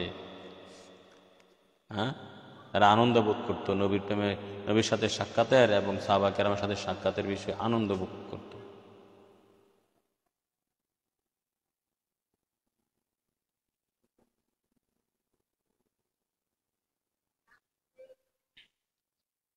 তাহলে নবী প্রেমের পঞ্চম শর্ত হচ্ছে নবী দর্শনের তীব্র ভাষণা, নবীকে দেখা। যেমন কিছুদিন আগে আমাকে আমার শিষ্য ফোন করে বলেছে যে আব্বা হুজুর, আমি রাতে প্রায় স্বপ্নে দেখি যে নবী পাক সাল্লাল্লাহু আলাইহি সাল্লামের দিদার আশা করি, নবী পাক সাল্লাল্লাহু আলাইহি সাল্লামকে দেখার অত্যন্ত আগ্রহ মনের মধ্যে আমি এই অবস্থায় স্বপ্নযোগ্য কান্নাকাটি করি যে নবী দেখা, নবী দেখা, নবী দেখা। তাহলে এরকম আগ্রহ, প্রেম, ভালোবাসা অন্তরে থাকতে হবে। নবী দর্শনের, নবীর সাথে দিদার আকাঙ্ক্ষা, নবী দেখার আকাঙ্ক্ষা। যদি আপনি নিজেকে সেভাবে তৈরি করতে পারেন, নবীর প্রেম ভালোবাসা 1 নম্বরে, 2 নম্বর নবীর সুন্নত আদেশ নির্দেশগুলা মেনে আপনি যদি নিজেকে সেভাবে বিল আপ করতে পারেন, তৈরি করতে পারেন, মেকআপ করতে পারেন, তাহলে অবশ্যই নবী তো জাহান আপনাকে দেখা দিয়ে ধন্য করবে। মান রানি ফাকাদ রাআল হাক্কা, নবীকে দেখা তো খোদাকে দেখা। মান রানি ফিল মানামি ফাসাইরানি ফিল ইয়াকযাতি, যারা নবীকে দেখলো তারা অচিরেই নবী দুজনকে, যারা স্বপ্নযোগে দেখলো তারা বাস্তবে দেখবে। কারণ আমার নবী হায়াতুন নবী, জিন্দা নবী, তিনি হায়াতের হায়াত, তিনি হায়াত দান করে নেওয়ালা। আকিদা রাখতে হবে, এটাও তো একটা আকিদা। তাহলে কি বলছে, ফাকুল্লু হাবিবিন ইহুব্বুহু লিকাই হাবিবিহি, প্রত্যেক প্রেমিকের অন্তরে বাসনা যে আপন আপন প্রেমাস্পদকে সাক্ষাতে চাক্ষুষ দেখে প্রেম জ্বালা নিবারণ করবে। আশআরিনের একটি হাদিস এরকম, হুজুর পাক নবীজি মদিনা শরীফের আগমনের অব্যবহিত পূর্বে লোকদের মুখে মুখে ছিল কাব্যগীতির হিরিক, গাদান নালকাহ আহি বা তা মুহাম্মদ সাল্লাল্লাহু আলাইহি ওয়াসাল্লাম, কি আনন্দ নবী মুহাম্মদ ও তার প্রেমিক সাহাবাগণের সাথে সাক্ষাৎ হবে। তাহলে এখন আসেন নবী প্রেমের ষষ্ঠ শর্ত, হুজুর পাকের প্রতি সর্বোচ্চ আদব, সম্মান, শ্রদ্ধাবোধ। নবী প্রেমের ষষ্ঠ শর্ত আমরা পঞ্চম শর্ত আলোচনা করলাম, নবী পাক সাল্লাল্লাহু আলাইহি সাল্লামের প্রতি তীব্র ভাষণা জাগিয়ে তোলা। তো জাগাইতে নবীর প্রতি যে তীব্র ভাষণা, নবীর প্রতি নবীকে দেখা, দর্শন লাভ করা, এটার জন্য তীব্র ভাষণা কখন জাগবে আপনার অন্তরে? যখন নবীর সম্মান, নবীর হাকিকত, নবীর শরীয়ত, নবীর তরিকত, নবীর মারফত জানবেন। অজ্ঞানী জানলাওয়ালার কাছ থেকে, অজ্ঞানী আলেম ওলামা পীর সাহেবের কাছ থেকে, সুন্নি জামাতের আলেম ওলামা পীর সাহেবের কাছ থেকে যখন আপনি সত্যিকার অর্থে জানবেন নবীর হাকিকত, তাহলে নবীর গুরুত্বটা আপনার অন্তরে জাগবে। যেমন উদাহরণস্বরূপ, কোনো এক আপনি বিয়ে করেন না, বিয়ে করার পাত্রী খুঁজতেছেন, তো এই পাত্রী দেখার আগে যখন মেসমেকার ঘটক এসে যখন বললো যে মেয়েটার এই গুণ, মেয়েটার সেই গুণ, মেয়েটার ছাত্রী হিসেবে ভালো ছিল, মেয়েটা রূপবতী, মেয়েটা ধার্মিক, ঠিক আছে, মেয়েটা চরিত্রবান, সমাজের 8-10টা মেয়ের মতো নয়, মেয়েটা স্বামী ভক্ত, মা ভক্ত, বাপ ভক্ত, মেয়েটা ভালো ছাত্রী, খুবই রূপবতী, ধার্মিক, আদর্শবান সতী নারী, এই সমস্ত গুণ যখন আপনি শুনবেন মেয়েটার বিয়ার মানে তাকে দেখার আগে, তখন দেখবেন তার প্রতি দেখার একটা আগ্রহ আপনার জাগবে। কেন? তার গুণগান শুনছেন, আপনার অন্তরে একটা আগ্রহ, বাসনা জাগবে তাকে দেখার জন্য। তো তদ্রুপ আমার নবী, আপনার নবী, হোল কায়নাতের নবী, নূরে খোদা, নূরে মুজাসসাম, আঁখে মওলা তাজের মদিনা সাইয়েদনা মুহাম্মদ মুস্তাফা আহমদ মুস্তাফা সাল্লাল্লাহু আলাইহি সাল্লামকে দেখার বাসনা তখনই আপনার ভিতরে জাগবে যখন নবীর সম্পর্কে, নবীর হাকিকত, নবীর শরীয়ত, নবীর তরিকত, নবীর মারফত, নবী যে আল্লাহর সৃষ্টিকুলের ওয়ারাফানা লাগা যিকরাক, নবী যে আল্লাহর দোস্ত হাবিব, নূরে খোদা, নূরে মুজাসসাম, নবী না হলে কিছু হইতো না। নবী আল্লাহর নাম রাখনেওয়ালা, আল্লাহর একক পরিচয়দাতা, আল্লাহর প্রসারকারিনীওয়ালা, নবী ইমানের মূল, নবী ইমানের মূল, নবী আল্লাহর দোস্ত, নবীর হাবিব, নবী আল্লাহর হাবিব, নবী আল্লাহর হাবিব, নবী আল্লাহর দোস্ত, নবী রহমতুল্লাহ, হাকমতুল্লাহ, বরকতুল্লাহ, শাফিতুল্লাহ, তিনি আল্লাহর জাতি নূর, যে নবীজির প্রস্রাব মুবারক খেয়ে বেহেশতি হয়েছেন, নবীজির পায়খানা মুবারক সুগ্রাণে আশমেশকে আম্বর ভরপুর, নবীজির পায়খানা মুবারক কেউ দেখে নাই, নবীজির প্রস্রাব মুবারক খেয়ে বেহেশতি হয়েছেন, নবীজির রক্ত মুবারক পাক আমাদের জন্য রক্ত মুবারক খেয়ে বেহেশতি হয়েছেন, নবীজির রক্ত মুবারকের স্বাদ ছিল মধুর মতন মিষ্টি, বরফের মতো ঠান্ডা। আমাদের রক্ত এমন হয় না। নবী তো জাহানের থুতু মুবারক সারা জাহানের শ্রেষ্ঠ শেফা, নবী তো জাহানের থুতু মুবারক সারা জাহানের শ্রেষ্ঠ শেফা, নবী তো জাহানের শরীর মুবারকের ঘাম মুবারক, পসিনা মুবারক সারা জাহানের শ্রেষ্ঠ শেফা, শ্রেষ্ঠ সুগন্ধি, মেশক আম্বরের চেয়ে বেশি সুগন্ধি। সে নবী তো জানের ছায়া ছিল না, নবী তো জানের লজ্জাস্থান কেউ দেখে নাই, নবীজির দেহ মুবারকের মধ্যে কখনো মাছি বসে নাই, নবীজির দেহ মুবারকের নবীজির জামা মুবারক কখনো ময়লা হয় নাই। কেননা নবীর দেহ মুবারক ছিল আল্লাহর জাতি নূর। আমরা দেহ মুবারক আগুন পানি মাটি বাতাসের, আমাদের জামা 1 সপ্তাহ পরলে 2-4 দিন হলে ময়লা হয়ে যায়। আমার নবীজির জামা মুবারক কোনো ময়লা হয় নাই। দেহ মুবারকের সুগ্রাণ ছিল মেশকে আম্বরের চেয়ে উৎকৃষ্ট। দেহ মুবারকের মধ্যে কখনো মাছি মশা বসে নাই, নবীজির টুপি মুবারকের মধ্যে মাছি মশা বসে নাই, জামা মুবারকে কোনো মাছি মশা বসে নাই। নবীজির প্রস্রাব মুবারক, পায়খানা মুবারক, নবীজির উজু করার পানি সাবারা কারাকারি লেগে যেত নেওয়ার জন্য, নবীজির উজু করার পানি সাবারা নেওয়ার জন্য কারাকারি মারা প্রায় মরণ প্রাণ লড়াই করতো এক ফোঁটা উজু মুবারকের পানি নেওয়ার জন্য। সেই নবীর হাকিকত, সেই নবীজির সামনের দিকে যেমন দেখেন, পিছনের দিকে তেমন দেখেন, ডাইনের দিকে তেমন দেখেন, বামের দিকে তেমন দেখেন, নবীজি আলোর মধ্যে যেমন দেখেন, নবীজি অন্ধকারের মধ্যে তেমন দেখেন। নবীজিকে এখান থেকে কথা বলতেছেন, 100 হাত 500 হাত যে ব্যক্তি নবীজির সাথে বসে রয়েছে সেই ব্যক্তি যেমন আওয়াজ শুনবে, 500 হাত দূরে থেকেও ওই ব্যক্তি তেমন আওয়াজ শুনবে। নবীজি এখান থেকে কথা বলতেছেন, কোন ব্যক্তি নবীজিকে নজর দিয়েছে, নবীজির সামনে থেকে যারা যেমন শুনতেছে 500 হাত দূরে থেকেও সম আওয়াজে নবীজির কথা মোবারক শুনতেছে। আবার আল্লাহু আকবার। রাসূলুল্লাহ আদম ফকির নবী শান কি বলবো, আদম ফকির গুনাহগার, নবীর গোলাম বান্দে রাসূল আশকিমান নবীর শান কি বলবো, এবং নবীর জানের সম্মান কি মহান দেখবেন হাসরের ময়দান যখন লটকাবে মিজানের মিজান। তো সেগুলা যদি একটু একটু করে জানেন তাহলে নবীর প্রতি ভালোবাসা জাগবে, নবীকে দেখার বাসনা জাগবে, নবীর প্রতি ভালোবাসা জাগবে, নবীকে দেখার বাসনা অন্তরে জাগ্রত হবে। এই জন্য তো জানতে হবে, মানতে হবে, জানা মানা জরুরি, জানা মানা জরুরি।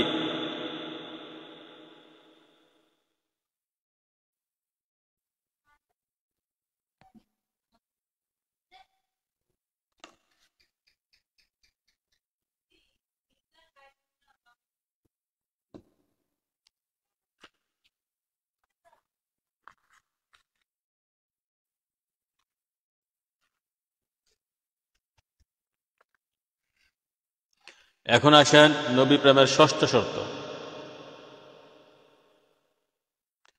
নবী প্রেমের ষষ্ঠ শর্ত হচ্ছে হুজুর পাক নবীজি, হুজুর পাকের প্রতি সর্বোচ্চ আদব সম্মান শ্রদ্ধা বোধ।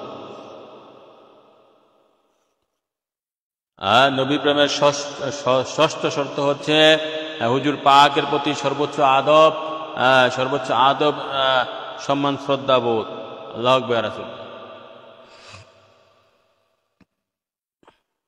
নবী প্রেমের ষষ্ঠ শর্ত হচ্ছে হুজুর পাক নবী সাল্লাল্লাহু আলাইহি সাল্লামের প্রতি সর্বোচ্চ আদব সম্মান শ্রদ্ধা বোধ। মনে থাকবে ষষ্ঠ শর্ত। হুদায়বিয়ার সন্ধি সম্পাদনের পর উরওয়া ইবনে মাসউদ সাকাফি যখন স্বগোত্রে ফিরে আসেন তখন বলেছিল, হে আমার পুত্র, আল্লাহর কসম অনেক রাজা মহারাজার দরবারে যাবার সুযোগ আমার হয়েছে, আমি কাইসার, কিসরা ও নাজ্জাসির দরবারও দেখেছি। আল্লাহর কসম আমি কোনো বাচ্চাকে তার সহচরগণ কর্তৃক কখনো এরূপ সম্মান করতে দেখিনি যেমন সম্মান মুহাম্মদের সহচরগণ মুহাম্মদ সাল্লাল্লাহু আলাইহি সাল্লামকে করেছেন। যেরূপ সম্মান করে মুহাম্মদ সাল্লাল্লাহু আলাইহি সাল্লামের সাহাবীগণ মুহাম্মদ সাল্লাল্লাহু আলাইহি সাল্লামকে। আল্লাহু আকবার। জটিল একটা হাদিস বুখারী শরীফে। নবী পাক সাল্লাল্লাহু আলাইহি সাল্লামের প্রতি সাহাবীদের সম্মান কেমন ছিল? জান মালের চেয়ে বেশি সম্মান করতেন, ইজ্জত করতেন। ওয়াল্লাহি ইয়া তানাজ্জামা নাকামাতান ইল্লা ওয়াকাত ফি কাফি রাজুল মিনহুম ফাদাল্লাকা বিহা ওয়াজাহু ওয়াজুল্লাহু ইদা আমরাহু আইবিতাদারু আমরাহু ইদা তাওয়াদু কাদু ইয়াক্তাতিলু আলা উদুইহি। এখানে আল্লাহর কসম কে বলতেছে?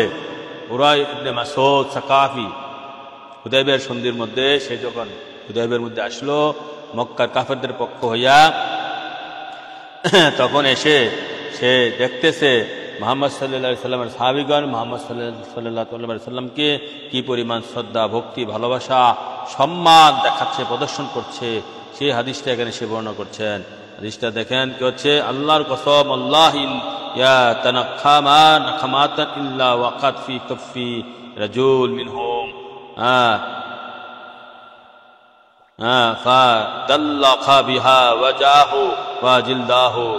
এখানে আল্লাহর কসম, তিনি কোনো মানে মুহাম্মদ সাল্লাল্লাহু আলাইহি সাল্লাম যখন কোনো থুতু নিক্ষেপ করেন না, তিনি কোনো থুতু মুবারক নিক্ষেপ করেন না যা তাদের কারো না কারো হাতের উপর পড়ে,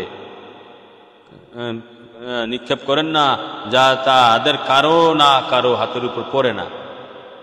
মানে মুহাম্মদ সাল্লাল্লাহু আলাইহি সাল্লামের প্রতি তাজিম নবী পাক সাল্লাল্লাহু আলাইহি সাল্লামের সাহাবারা ঘিরে রাখতো, যে যখন নবী সাল্লাল্লাহু আলাইহি সাল্লাম থুতু মুবারক ফলাইতেন সাহাবারা নিয়ে কারাগারে লেগে যেত। কেন? যে এটা হচ্ছে আল্লাহর জাতি নূর।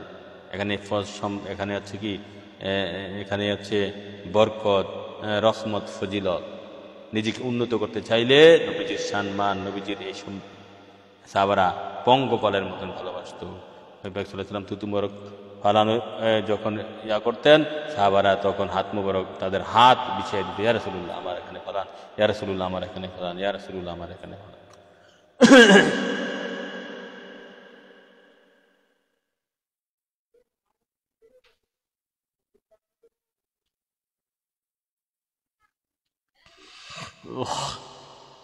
তারপরে বলা আছে তা নিজ মুখমণ্ডল ও শরীরে মালিশ করে নেয়। যখন নবী পাক সাল্লাল্লাহু আলাইহি সাল্লাম তাদের হাতে থুতু মুবারক ফেলতেন তখন তারা এগুলো নিয়ে নিজের হাত মুখমণ্ডল মালিশ করে নিতেন। যখন তিনি কোনো আদেশ করতেন, ওয়া ইযা আমারাহুম বি ইবতাদারু আমারাহু ইদা, যখন তিনি কোনো আদেশ করতেন তখন তা পালন একে অপরের উপর অগ্রগমনের চেষ্টা করে। নবীজি আদেশ দিতে না দিতে সাহাবারা পালন করার জন্য হুড়াহুড়ি লেগে যায়, অগ্রগমনের একজন আরেকজনের আগে পালন করার জন্য চেষ্টা করে। তারপরে বলা হয়েছে কাদু ইয়াক্তাতিলুনা আলা উদুই, তারপরে বলা হয়েছে ইজা তাওয়াদ্দাহ কাদু ইয়াক্তাতিলুনা আলা উদুহি, যখন আমার হুজুর পাক নবী সাল্লাল্লাহু আলাইহি সাল্লাম ওযু করতেন তখন ওযুর পানির জন্য তারা এভাবে ভেঙে পড়ে যা দেখে মনে হতো পরস্পরের যুদ্ধ লেগে যাবে। আল্লাহ একটাকে বলছিলাম নবী পাক সাল্লাল্লাহু আলাইহি সাল্লাম ওযু মুবারকে পানি নেওয়ার জন্য সাহাবারা কারাগারে লেগে যেত, তাবারক হিসাবে, বরকত হিসাবে, রহমত হিসাবে, ফজিলত হিসাবে। এক ফোঁটা পানি, এক ফোঁটা পানি বেহেশতের জন্য যথেষ্ট। এক ফোঁটা পানি বেহেশত পাওয়ার জন্য নবী পাক সাল্লাল্লাহু আলাইহি সাল্লামের তাবারকগুলো সাহাবারা ব্যবহার করেছে। তাহলে কি বুঝলেন সাহাবারা নবীর প্রতি কেমন আদব ছিল?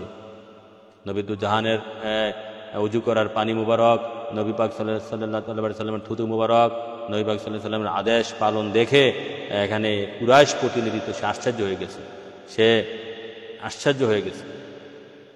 সে কি বলতেছে, আমি পৃথিবীর অনেক রাজা বাদশার দরবারে গেছি, আমি অনেক বড় বড় রাজা বাদশার দরবারে গেছি, কিন্তু এমন কোন রাজা বাদশার দরবার আমি দেখি নাই যে মুহাম্মদ সাল্লাল্লাহু আলাইহি সাল্লামের প্রেমিকগণ, সাহাবী কারামগণ, মুহাম্মদ সাল্লাল্লাহু আলাইহি সাল্লামের অনুসারীগণ মুহাম্মদ সাল্লাল্লাহু আলাইহি সাল্লামকে কি পরিমাণে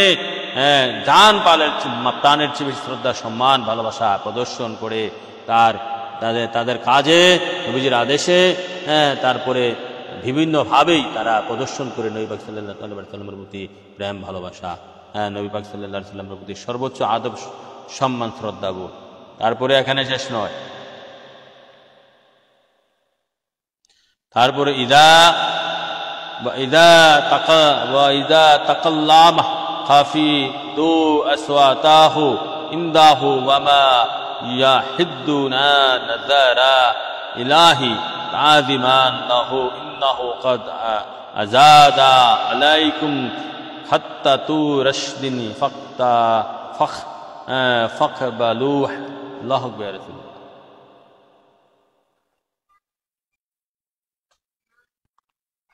তারপরে বলা, তার অর্থ হচ্ছে এই, যখন তিনি কথা বলেন, যখন মুহাম্মদ সাল্লাল্লাহু আলাইহি সাল্লাম কথা বলেন তখন সবাই নিজ নিজ কণ্ঠস্বর নিচ করে নেয়, তার প্রতি শ্রদ্ধা সম্মান বশত তো তার দিকে তীক্ষ্ণ দৃষ্টিতে তাকায় না। তিনি তোমাদের কাছে হেদায়েতের কাজ পেশ করছেন, অতএব তোমরা তা কবুল করে নাও। আল্লাহু আকবার। বুখারী শরীফ ১ পৃষ্ঠা ৩৮৯, জুরকানি আলাল মাওয়াহিব খণ্ড ২ পৃষ্ঠা ৯২। মানে ইমাম বুখারী হাদিসটা বর্ণনা করেছেন যে কত বড় যারা কুরাইশ নেতা, সে নবীর প্রেমিকের অবস্থা দেখে নবীর প্রতি ভালোবাসা কেমন ছিল সাহাবায়ে কেরামের, নবীর প্রতি সম্মান শ্রদ্ধা আদব কেমন ছিল সাহাবায়ে কেরামের, সেইটি হচ্ছে নীল আকাশের নিচে নীল আকাশের উপরে কিয়ামতের আগে পড়ে এই হাদিস হচ্ছে জ্বলন্ত প্রমাণ।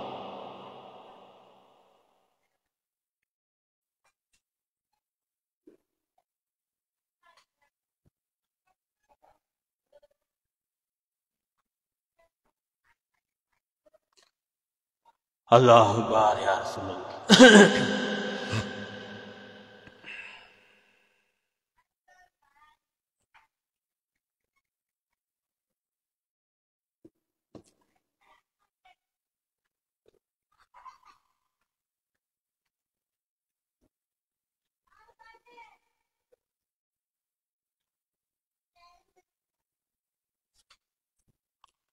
তাহলে নবী প্রেমের যে ষষ্ঠ শর্ত আমরা যেটা দিয়েছি, হুজুর পাকের প্রতি সর্বোচ্চ আদব সম্মান শ্রদ্ধাবোধ। সম্মান আদব শ্রদ্ধা ছাড়া আপনি নবী পাবেন না। যে যাকে ভালোবাসে সে যাকে সম্মান করে শ্রদ্ধা করে আদব করে, যে তাকে ভালোবাসে সে তাকে শ্রদ্ধা করে সম্মান করে আদব করে।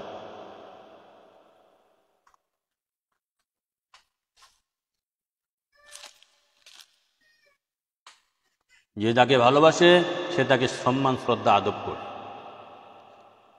আর যে যাকে ভালোবাসে না সে তার প্রতি বেয়াদবি শ্রদ্ধা সম্মান আদব করে।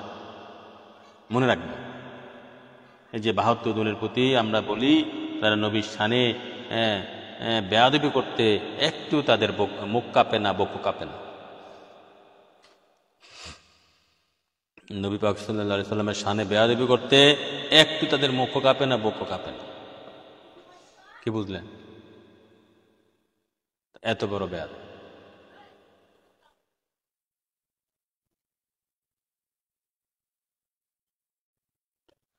নবীর শানে বেয়াদবি করতে একটু মুখ কাঁপে না, বক্ষ কাঁপে না, তাহলে এটাকে বলে শয়তান, মানুষরূপী শয়তান।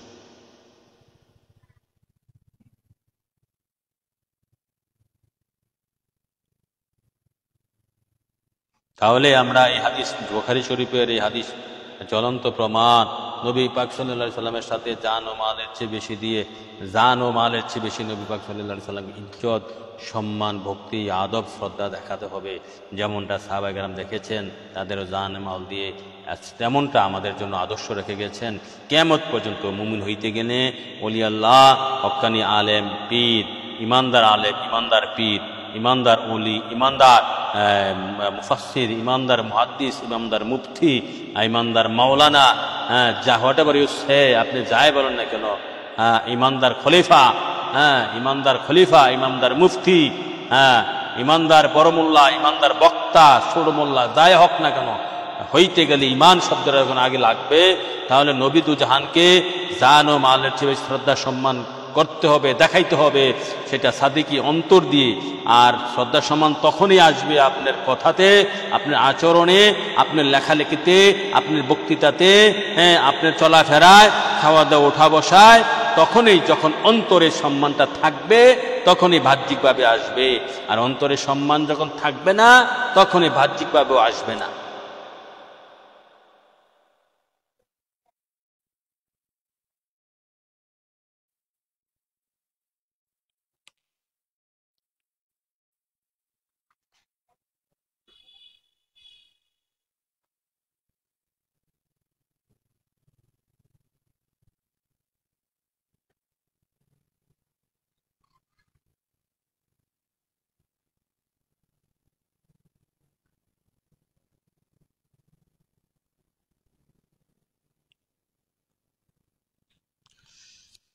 আমরা এখানেই আজকে আর বাড়ছি না।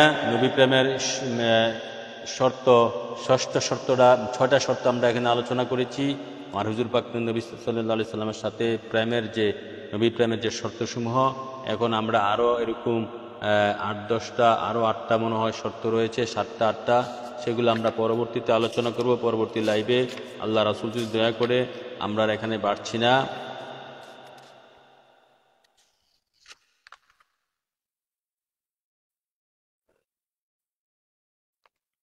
আমরা আর বাড়ছি না। আল্লাহ যা বলেছি, যতটুকু আল্লাহ রাসূল বলাইছে, ততটুকু যেন যাতে মানতে পারেন, ভালোভাবে যাতে মানতে পারেন, সেই আশায় ব্যক্ত করি, সেই দোয়ায় রাখি। আর না মানতে পারলে তো নিজের বদনসিব, ভাগ্য খারাপ। নবীর সাথে যেভাবে আদব করবেন, হক্কানি পীর মাশায়েখ আলেম ওলামার সাথেও সেরকম আদব করতে হবে। আদব করতে হবে। কেননা যদিও নবী অসীম সীমাহীন, যার কোনো তুলনা হয় না, আমি কোনো পৃথিবীর কোনো আলেম ওলামা পিসাব ওলি গাউস কুতুবকে সাথে নবীজির তুলনা চলে না। নবীর তুলনা চলে একমাত্র আল্লাহ পাকের সাথে। মোহাম্মদ মুস্তফা জানে খোদা কো, খোদা জানে মোহাম্মদ মুস্তফা কো। তো নবী দু জাহানের সাথে সেরকম আদব করতে হবে, সেরকম ইজ্জত সম্মান করতে হবে, যেমন আমি আল্লাহর সাথে করবেন। আল্লাহর সাথে বেয়াদবি করলে পাপ আছে, নবীর সাথে বেয়াদবি করলে মাপ নাই। এই অদম ফকিরের অন্তর থেকে এই কথা বের হচ্ছে ভাই। আল্লাহর সাথে বেয়াদবি করলে মাপ আছে, নবীর সাথে বেয়াদবি করলে মাপ নাই।